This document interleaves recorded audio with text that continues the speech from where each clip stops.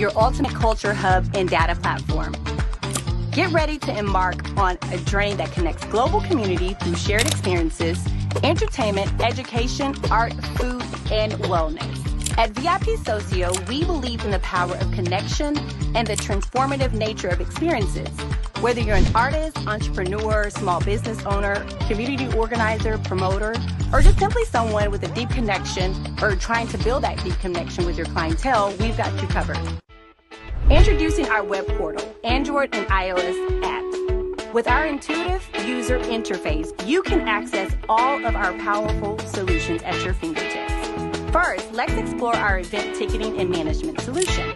Whether you're hosting a concert, organizing a conference, or planning a community event, our platform provides a seamless ticketing experience. From event creation to ticket sales, we've got the tools to simplify your workflow and ensure your event success. But that's not all. VIPsocio is more than just a ticketing platform. Our e-commerce marketplace brings together a curated collection of unique products, services from artists, entrepreneurs, and small businesses. VIPsocio, where the culture meets connection. Connecting the global community through shared experiences.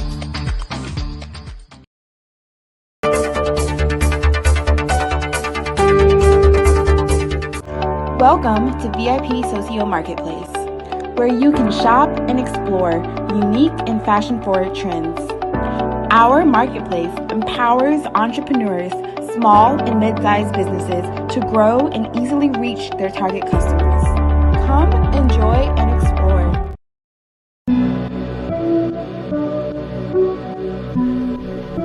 VIPsocio.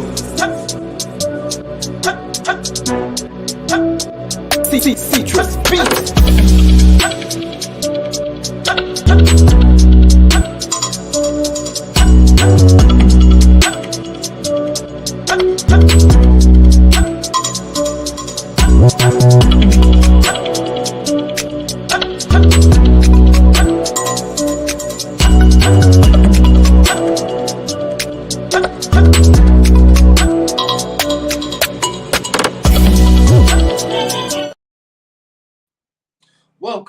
Welcome. My name is Preston R. Harris, and this is another episode of Marketplace Mavens, where you get to hear about the leaders and the experts on the VIPsocio Marketplace. Today, we have a very special edition. This is our Martin Luther King Day edition, and so we wanted to bring on somebody in our marketplace who has actually had experience with Dr. King and also sells products on our marketplace. So the person that we are bringing on today happens to also be my grandfather, and I'm very excited, is Mr. Albert Maxey Sr. He is a Hall of Famer from Nebraska basketball, from the Indiana Hall of Fame. He is a retired police officer. He is an awesome granddad, and he is our guest and our next guest. So Mr. Maxey, please come to the screen, and we are very excited to have you. How you doing today, sir? Hello, grandson. You're looking good as usual. Hey, thank you, sir. You have an art studio. Tell us a little bit about yourself, and tell us a little bit about your art studio. Well, this is my art studio that probably been created several years ago. You can see in the background here some of my pieces, but I've always been interested in art. My mother seemed to have done a lot of doodling with her pencil and pencils and stuff like that, drawing around the house. I picked it up, and pretty much all the members of my family picked it up also. So I've been in art for a long time. So that's good. So where are you from? Tell us a little bit about your background. I know that you are a wealth of knowledge, and we're gonna take time today to kind of dissect you, get some wisdom, along with check out some of your artwork that you have up on the VIPsocio Marketplace. But tell us a little bit about your background, where you're from. I am from Indianapolis, Indiana. I was born in 1938. So You can do the math about how old I am right now. But I grew up in Indianapolis. My high school was one of the famous high schools that's been talked about for over the years. I went to Crispus Attucks High School, which is a black man. Anyway, my education there, actually back in the day, was plumbing. I thought I would be a plumber, but I also took art in high school.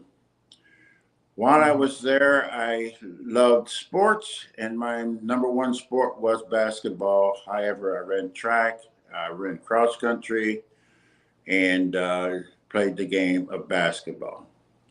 All right. That by playing at Crispus Attucks, we had been part of the state tournaments, but never won them. But the history behind us and what made us more exciting to all the people in Indianapolis was that we was the first all-black major high school in the country to win a state basketball tournament. And that year was 1955. We won it in 56. We were runner-ups in 57. So 57 was the end of my senior year at Crispus Attucks. And because of basketball, it led me to the University of Nebraska, which is in Lincoln. Okay. So hold on. That was a lot there, Granddad. Yeah, you dropped a lot on us there. So you were part of the first all-black team to win a state championship in the country. What was that like? How was that experience like? What were the games like? Tell us a little bit more about that experience. Just by being excited to win the state tournament was enough for us. I think at that time we didn't know that we were the only one in the country and so forth and so on. Over the years, we had learned a lot of what we had done and how we done it and what we accomplished. And after those years into the present time, we learned a lot more about ourselves, and a lot of people have talked about us. We also had one of the best ball players in the country at that time, and his name was Oscar Robinson. He was a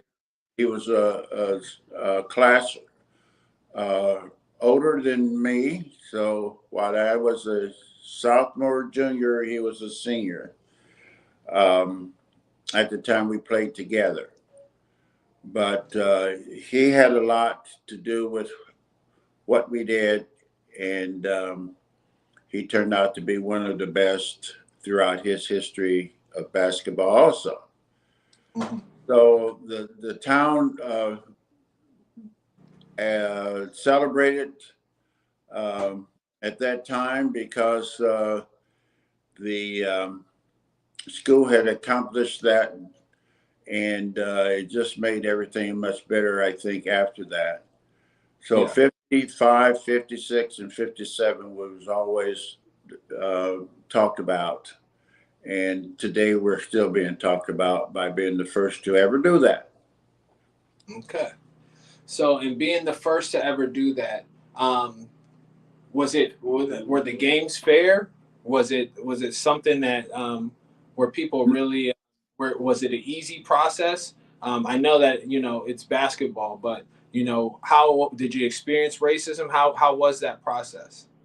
The process and the atmosphere and stuff was not good at all times. Some teams would not play us at all until we got into the tournaments, and they had sectional, regional, semifinals, and finals before you get to the final game. So there's a number of games you had to play. But yes, we were discriminated against in some ways. Our coach made us stay away, don't talk about that kind of stuff. Play as hard as you could. In the games, make sure you got the leads, and then the rest give you could not control it as much. But if you're behind, it was kind of tough to win a game. But the first year we won it, I was on the sophomore. I was on the reserve team. We had a lot of troubles getting there. I've learned all the talk about, because the year before, the year that the 54, we lost in the semifinals to a team that has been recognized as the team of the century, and they made a movie after that team, off of that team, and that was called the Hoosiers. And Hoosier was made probably because of they had beat us in the semifinals of the tournament in 54. Okay. So that's a long story, but the team that went on and won the state tournament, they end up making the movie Hoosiers. So to go back, there were different calls. Obviously, was not fair, but when we got the lead in most of the games, we never let up. Okay. So the 55 team we won, and then 56 we went the whole year without losing any games, and that was a large monument too. Yeah, that sounds like it. How did you deal with that unfairness and those challenges of not, of staying focused when it's fair? No, we didn't deal with it at all. We dealt with just playing the game. The coach always told us, let him run that part of it. If he needed to call timeouts or say something to the referees, he did that. We were not supposed to do that. Mm-hmm. And we did, because Ray Kroll was our coach, and we think he was one of the best coaches throughout the years that I've been around and after. And the only problem, I think, was also with prejudice, that he was never named the coach of the year after winning state tournaments, being in the tournaments for years. He never got the coach of the year. Wow. And so this basketball experience, it led you to Nebraska. So all this basketball that you played, how did you end up picking Nebraska as the place after you got done with high school basketball? Well, I did get a number of scholarship letters throughout the country, all the way to Idaho, Montana State, and stuff like that. I had letters from Nebraska, but I also had letters from Indiana, Cincinnati, Kentucky State, Tennessee State, Southern. Most of the black schools were interested in us and in me. I picked Lincoln mainly because of my high school coach, George Ray Kroll. Happened to go to school with Tony Sharp, that was at that time the assistant coach at Nebraska, mm-hmm. and also the head baseball coach here. So when I was given an offer from Jerry Bush to go to this school in Lincoln, Tony Sharp got a hold of Ray Kroll, and they convinced Kroll, that also convinced me that they would take good care of me in Lincoln at the University of Nebraska. And that's what happened. That is what brought me here. Okay. So I'm excited to hear more about this. How you became a police officer in Lincoln and met Dr. Martin Luther King. So we'll come back to you right after commercial. I've got Mr. Albert Maxey here from Maxey Studios. This is Marketplace Mavens. Make sure you shop on the VIPsocio Marketplace, and we'll be right back with you after this commercial. You are an event organizer and you want to sell tickets online. You know the stress that comes with producing an event and selling tickets. At VIPsocio, we have created the most revolutionary ticketing portal. You can sell tickets, promote your event, track sales, easily check in guests, and even accept cash and credit payments at the door using our VIPsocio Manager app. On VIPsocio, you get instant funding. You get your money as soon as the tickets are bought. No more waiting to get paid after the event. Sign up today. Create your first event, and we will automatically create a special promo webpage for you with all your events on display for your followers to see. Together, we can create a vibrant community with events that appeal to all our unique interests, such as art, music, workshops, and culture. At VIPsocio, we do the hard work so you can focus on producing spectacular events. VIPsocio. All right. We are back here at Marketplace Mavens. Thank you for joining us. Citrus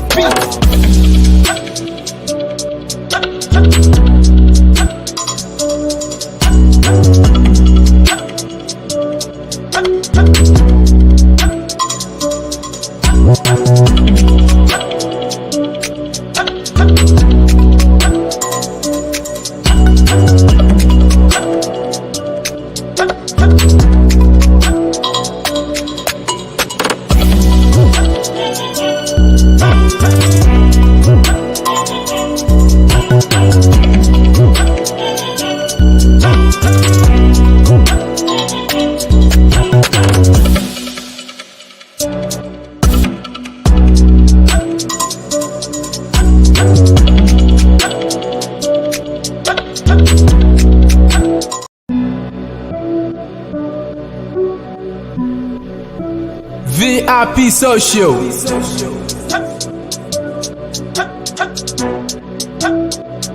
Citrus beats.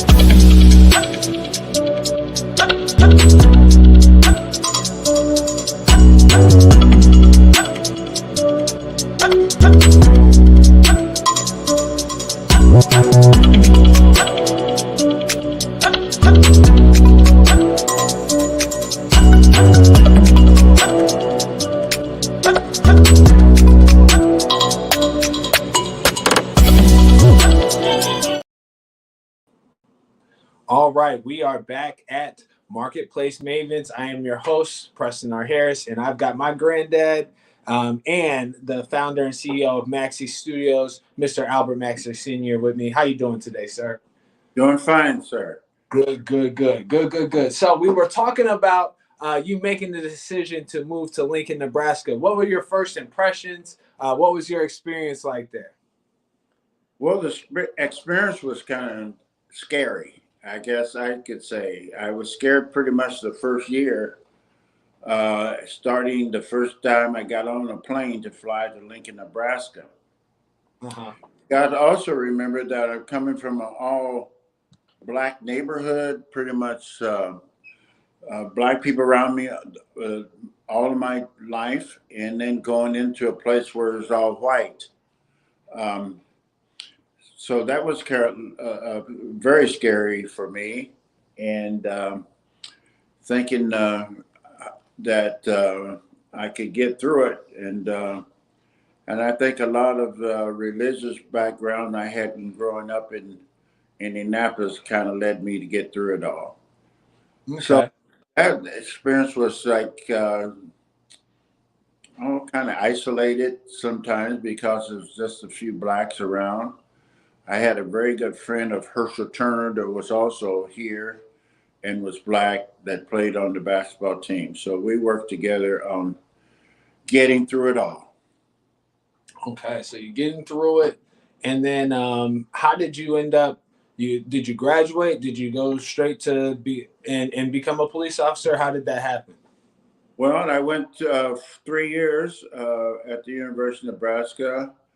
Left because of failing one grade, a philosophy course, and then I went back to school. But when that happened, after my first 3 years here, I needed a job, of course, and joined the police department, and that's what led me to law enforcement. Okay, so you became a police officer in Lincoln, Nebraska. Um, how was that? Was there a lot of? I'm sure that was pretty lonely as well. What was that experience like? Yeah. What kind of difference did you make in that community from that perspective? Or do you Well, have any cool stories? well, again, I went from another situation into another one. The other one was with the police department and being the second police officer that was on the police department at that time. Yeah. Harry Peterson was the first, and I was the second one. That job did teach me to do a lot of things. Throughout that period of time, I moved from one stage to the other. I was a beat officer. I was a patrol officer. I was a sergeant, a detective, and from that, I was commanding officer. Okay. And how did you meet Dr. King in the process?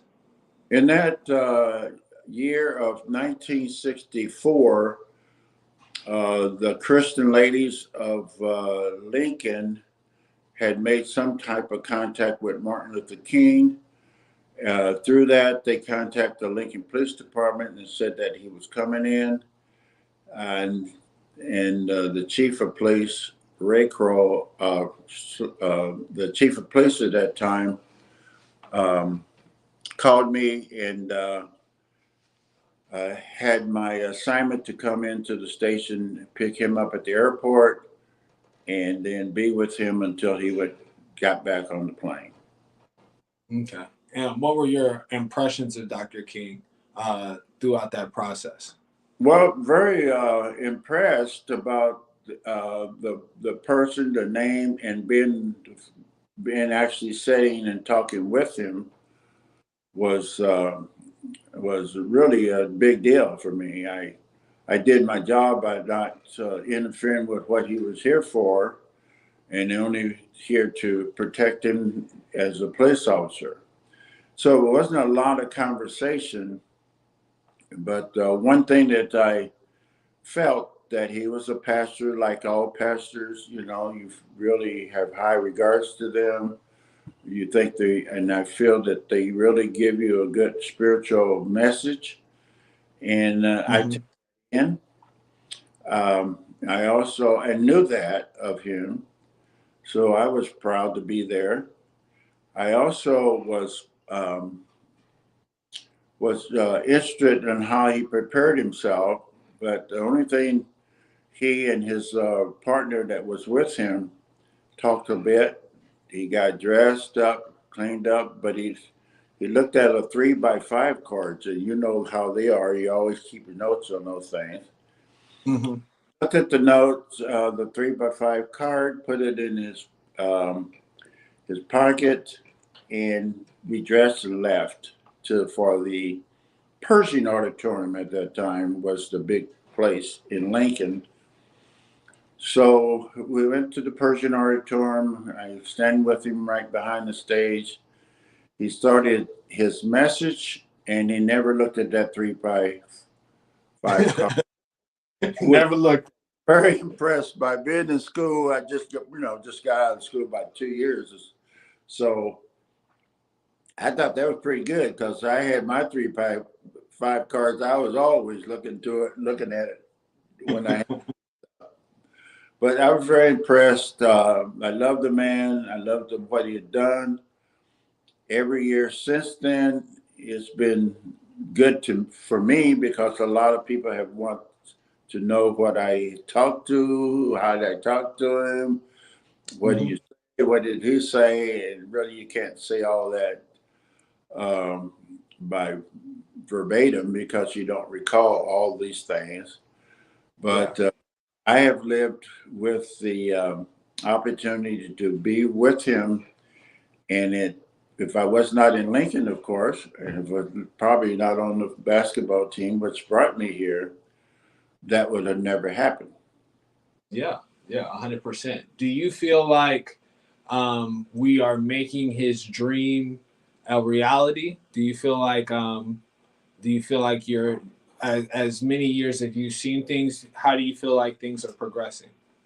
Well, the dream is still there. We all have dreams of overcoming and getting to the mountaintop, and to hope that your kids and our grandkids grow up to be good people, strong people, in the faith, and that um, all people should live together. That's my motto too. Mm-hmm. Because of him and after him, I kind of go back in my life and say, well, how did I overcome? Um, he overcame in the struggles that we never could ever believe. Mine was not as bad as his. You, as my grandson, should not be as bad as me. Yep. You're a religious man as well as the rest of us. I think that's the most important thing. But my motto, I think, that got me through all of this is that in the Bible, it says, I can do all things through Christ who strengthens me. I That gotcha. strengthened me to get through what I have done up to this present time. Yeah. So it's a good experience with him. And I think that the picture that you see, that most people have seen with me and Martin Luther King in the paper, I look at my face and I was thinking, what was I thinking at that time? Yeah. I say to the other people, put yourself in those kind of positions Yeah. and Yeah. then look back on it and hope that all things, will be good as it was for me. Yeah. So you take yourself, you put yourself back in that position. That's pretty cool, Granddad. Like I always think about that, and just thinking about, making sure that um, I'm aware and I'm observant of the situations that I'm in, because that at the time it was probably cool, but now you've been getting interviewed about that for years, and so just listening and really being present in the moment, I think that's really important. Um, I want to talk about your artwork a little bit, and just some of the inspirations for those things. I know you do a number of different pieces, but what is the inspiration of the artwork that you create and the paintings that you do?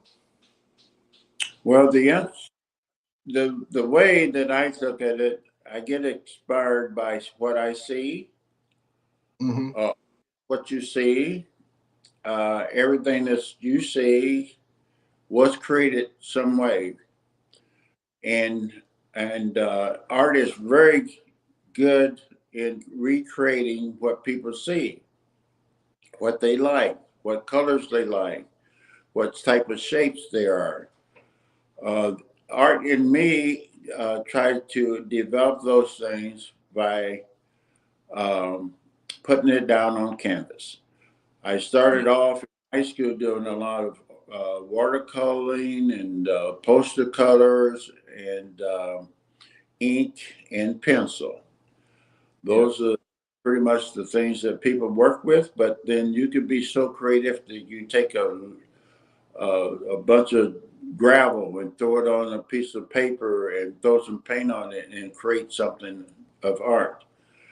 Um, but I tend to stay with acrylics in my media. I've Mm-hmm. done oils, I've done watercolor and other things, but I do most of my artwork on canvas with acrylics.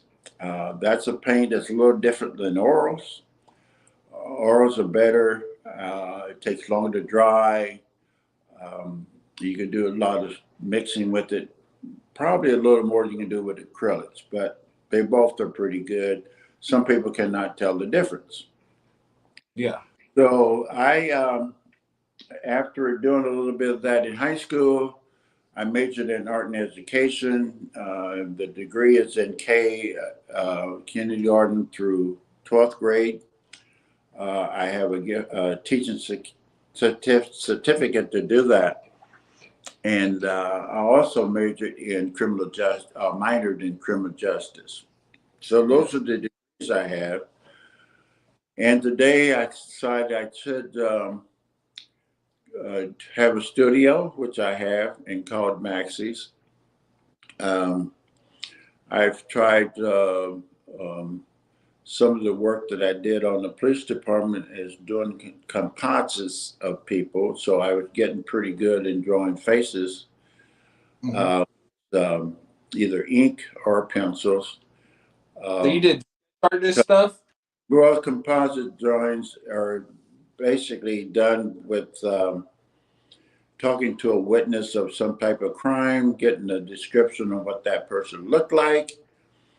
And based on that, I would ask certain information such as the hairstyle, the eyes, the brow, eyelashes, brows, scars on the face, the size of nose, lips, stuff like that will give you an indicate on what that person saw as a witness, and giving me that description, I can create a picture. That person could tell me if it really looked like him or not, or her. And if it does, I put that out as a police officer as an investigating tool to find him and then hopefully solve some crimes. So I continue to do artwork on the police department also. Yeah. So I just huh? I was gonna say, how do you feel about the nature of the policing in America today? Being a police officer and knowing what it takes to do a good job in that capacity. Well, the problem today is that the commercials and advertisements and um, stores talked about all the big problems that happens and cause police department to get a bad rap, I think. There are a lot of movies and a lot of shows on police officers doing their thing. The police departments aren't quite like that. I think 90% of the officers do a very good job. You only hear about 10% of so of the officers that make bad mistakes. They they do illegal things, of course, and you'll hear a lot about those things. Brutality was the main thing.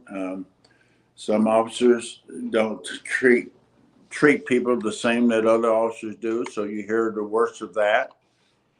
All these things makes the department itself all over the country bad. Some states are worse than others. Some cities are worse than others.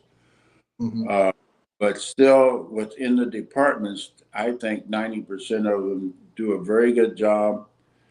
I made sure as a commanding officer when I was on the Lincoln Police Department that I took advantage of all the mistakes that other officers did to have a training to make sure that we had no one or treat anybody that we have seen negative.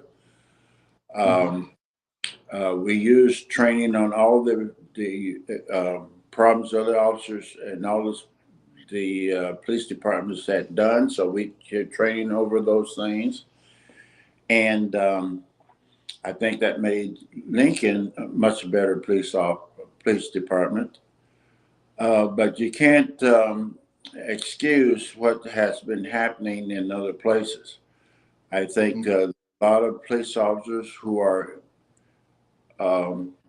policemen are just regular people anyway. They're just people. They're just person. And there are a lot of bad people in this world. And they all are there for their own self-satisfaction or their own greed or their own violence. And we see that, and that's what we see a lot of. But I'm not happy with that. Every time I see an officer take advantage of somebody, I'm very unhappy about it.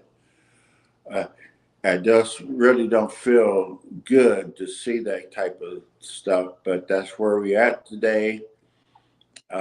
We get rid of those type of officers. We should charge them for what they've done. They should go to jail just like anyone else, and they should serve their time. Yeah, yeah, that's interesting to hear you say that. And just in the community growing up, it was it was always cool to hear stories about you and how many people you saved. And you really never get to hear about the prevention of crimes that you guys, the crimes that don't happen, and the people who don't end up in jail because of what you do. And so you never really get to hear the full version of the good. But in the community, it was real cool growing up and always getting to hear stories about Officer Maxey and stuff like that, because you were one of only two black officers there. So I'm sure that was, the whole community looked up to you for that, and so you were responsible for helping a lot of people. So thank you for that. That was always cool listening to those stories growing up. I want to wrap up here because I know you got some other things to do. Can you tell us a little bit about what their experience will be when they make a purchase from Maxey Studios? Do you send the artwork out to them? Do they get a letter? What does that look like if I make a purchase from Maxey Studios? If you make a purchase, I usually wrap them up for you to keep anything from puncturing canvas. It can be punctured, so I usually put a piece of kind of cardboard covering over it and set it up that way. Some people just carry it out the way they see it, and they happen to show it as the way they go down the street, which is always good. But if normally they write checks or credit card, not so much on credit card, but any of those things work as far as purchasing. They're gonna get it on the market this time, Right? They're gonna get it through your marketplace. That's true. So that's all good. I am happy and that people see my art likable.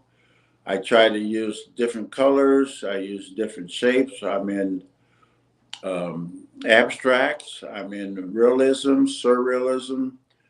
I am in portraits and sceneries, landscape.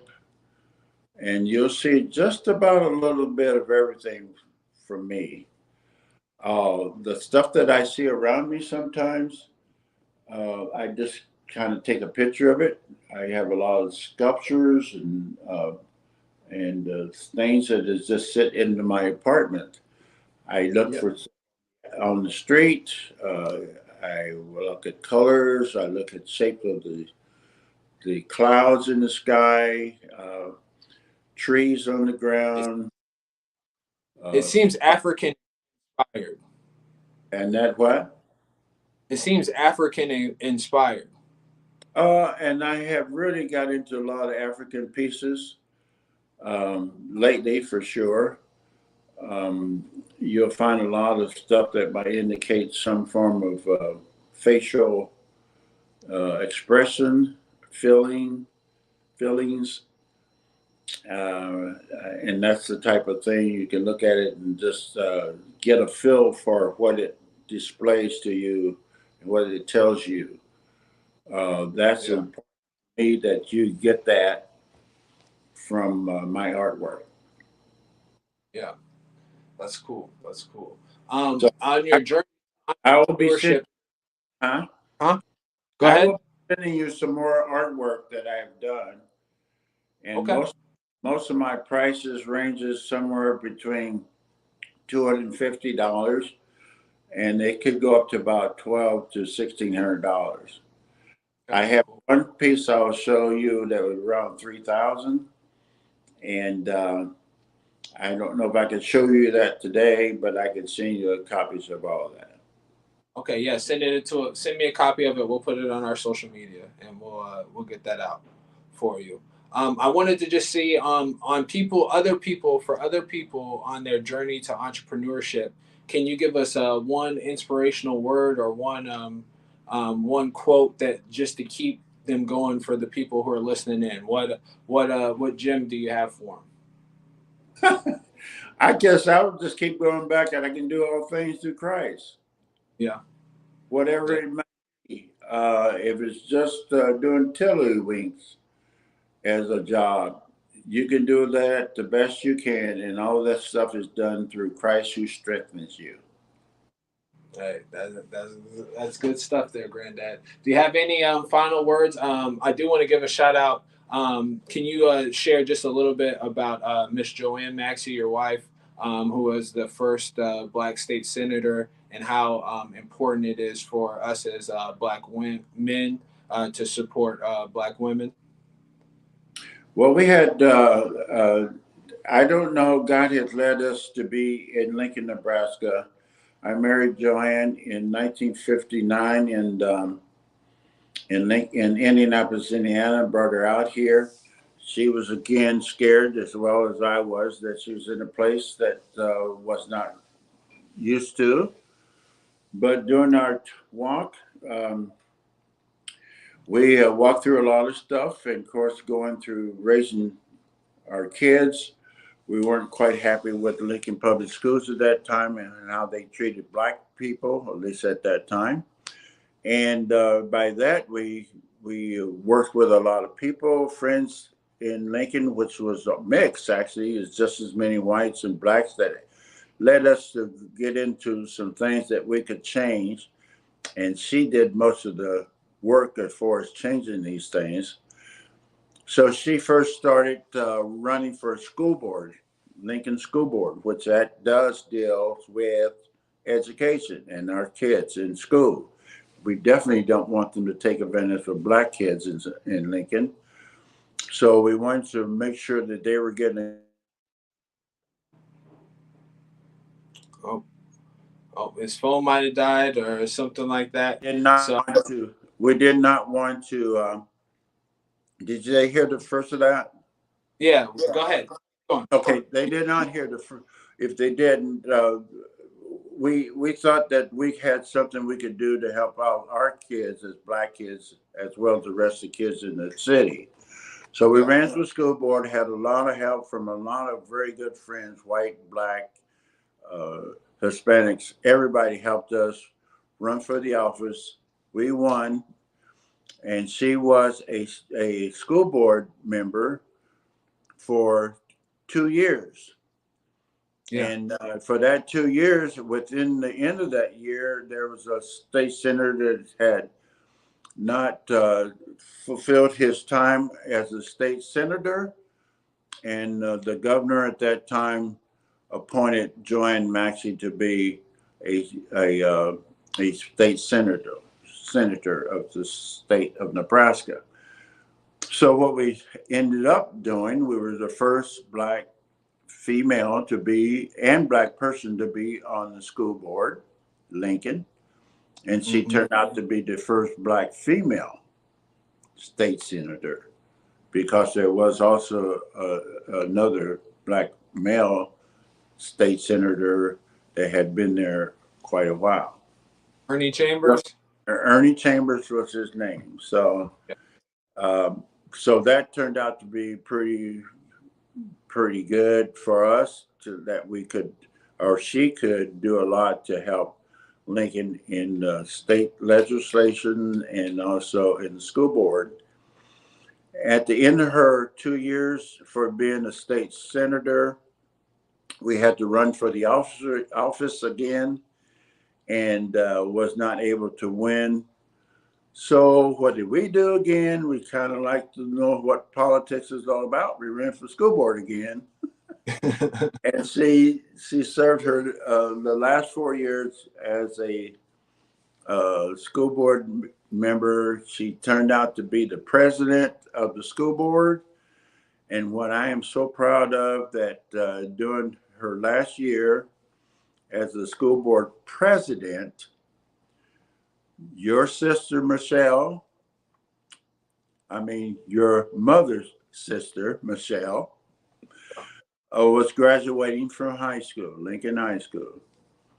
And because that the president of school board signs every person that graduated in Lincoln Public School gets her signature on the bottom of her certificate. That's cool. So Michelle Maxey has joined Maxey's signature as the president when she graduated from Lincoln High School. Wow. That's awesome. Oh, my Awesome. man. So hopefully all goes well in my art. I've been doing this for a number of years. I really enjoy doing it. It's a good peace of mind type of thing.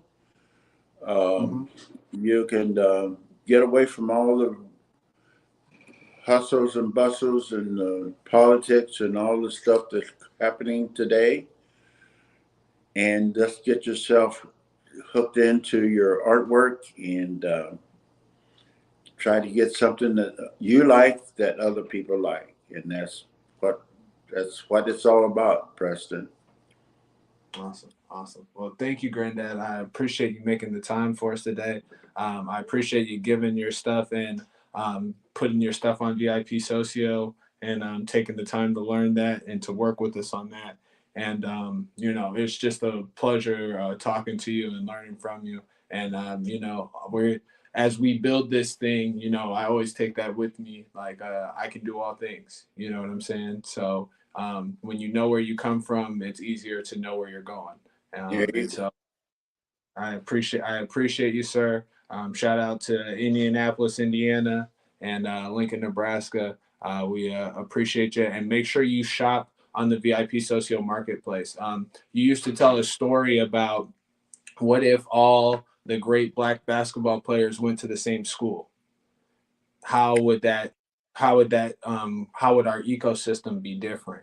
And so what we're doing at VIPsocio is creating that ecosystem where you can go to Black events, you can buy Black products, you can hire Black influencers, and we can all support one another and in that community. So thank you for sharing those stories and the things that you did, and we appreciate you utilizing our platform.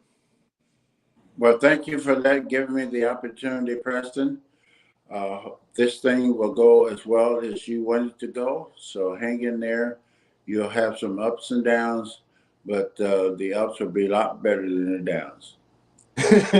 Yeah, they will be. So much, sir.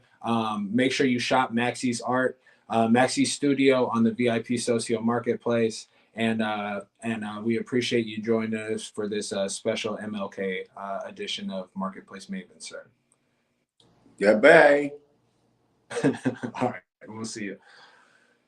All right, this has been Marketplace Mavens. This is a special MLK edition. We just wanted to bring you somebody who's actually had that real life experience and to give you a different point of view. There's so many different experts and leaders on our marketplace, and what we want to be as VIPsocio is the bridge to connect cultures, the bridge to connect people, the bridge to connect you to the products and the services and the influencers that you need. And so this has been a great experience for me to be able to interview my granddad. He is 80, maybe 83, 80. What do you say? He's going to be 85 years old. And he's utilizing the platform. So there's no excuse for you not to have your grandparents who, if they're doing something, put them on the marketplace. It's a free service that we offer and that we provide for people so that way they can reach and they can share their talents, their stories, and their experience with us. And so I'm so grateful. This has been Marketplace Mavens. I am your host, Preston R. Harris. I go by the Master Builder. Make sure you check out From Pain to Power on the VIPsocio marketplace and our VIPsocio mastermind, where if you want to be in our inner circle and hunt with us, that's the place you need to be. Don't hunt alone anymore. The VIP Socio Marketplace Mastermind will help you hunt with a pack that wants to win together with you. So for VIP Socio Marketplace, this is Preston R. Harris. This has been Marketplace Mavens. Shout out to Albert Maxey Sr. Shout out to Joanne Maxey, Lincoln, Nebraska, stand up. And Innocent, thank you, sir. I appreciate you. I know you don't like shout outs, but my business partner, Innocent, and our team at VIP Socio, the thing that we're building is amazing. And as we continue to build these bridges to different places across the world, you're going to see Black culture everywhere. And that's a beautiful thing. So I appreciate our VIP Socio team. Thank you for tuning in. This is VIP Socio Marketplace Mavens. I'm your host, Preston R. Harris, the Master Builder. Take action. Make sure you buy those products today, not tomorrow, because tomorrow's not promised. There's greatness in you. And I'll holler at you soon.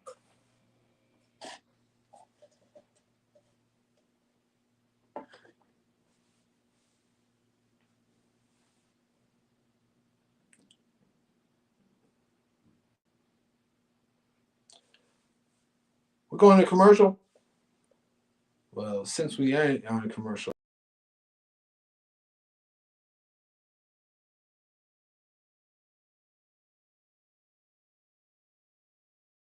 You are an event organizer and you want to sell tickets online. You know the stress that comes with producing an event and selling tickets. At VIPsocio, we have created the most revolutionary ticketing portal. You can sell tickets, promote your event, track sales, easily check in guests, and even accept cash and credit payments at the door using our VIPsocio Manager app. On VIPsocio, you get instant funding. You get your money as soon as the tickets are bought. No more waiting to get paid after the event. Sign up today. Create your first event, and we will automatically create a special promo webpage for you with all your events on display for your followers to see. Together, we can create a vibrant community with events that appeal to all our unique interests, such as art, music, workshops, and culture. At VIPsocio, we do the hard work so you can focus on producing spectacular events.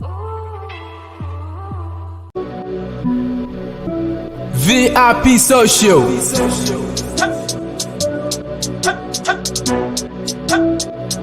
Citrus Beats.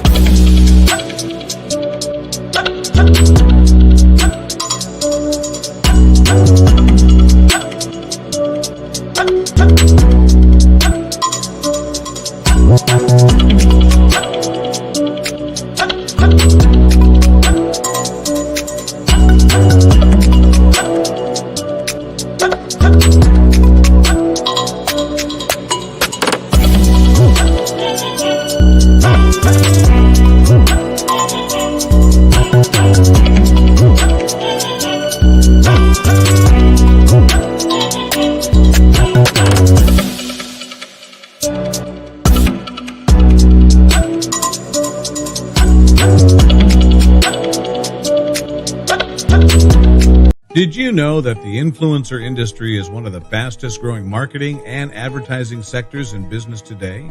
More businesses are turning to and trusting local community members to get their messages out.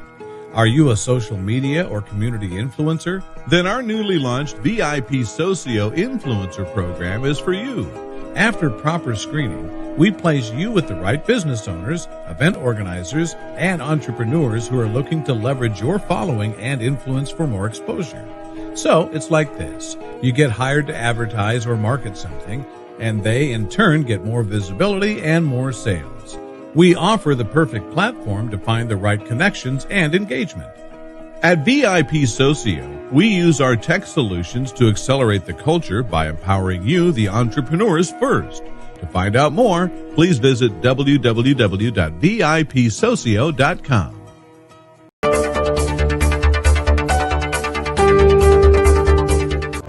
Welcome to VIPsocio Marketplace, where you can shop and explore unique and fashion-forward trends. Our marketplace empowers entrepreneurs, small and mid-sized businesses to grow and easily reach their target customers. Come, enjoy, and explore.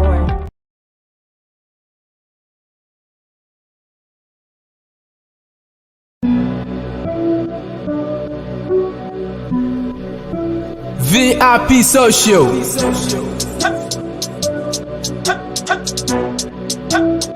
Citrus Beats.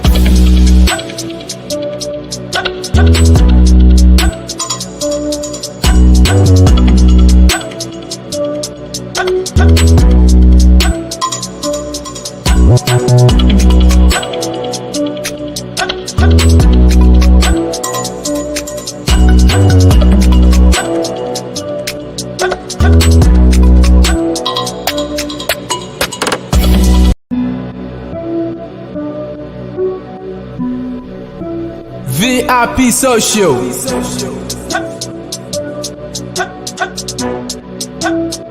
Citrus Beats.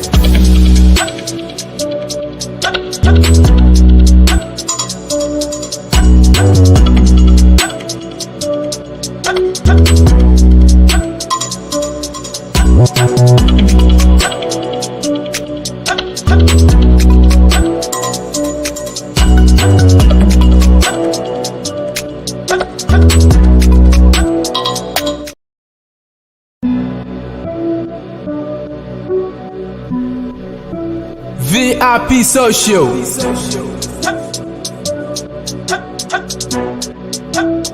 Citrus Beats.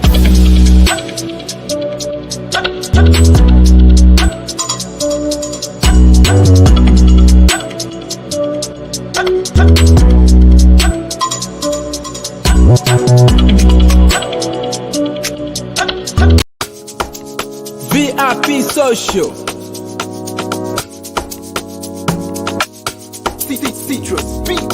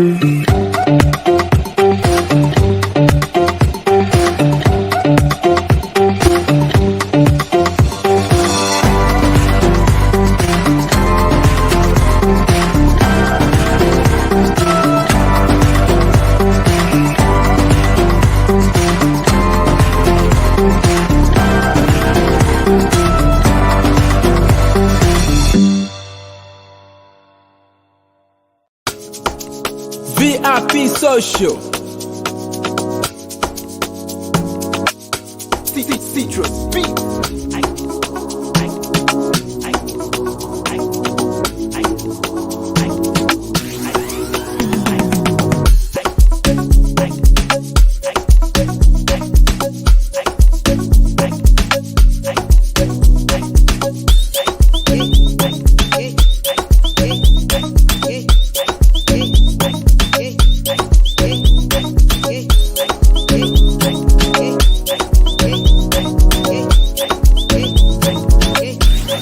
Ultimate culture hub and data platform.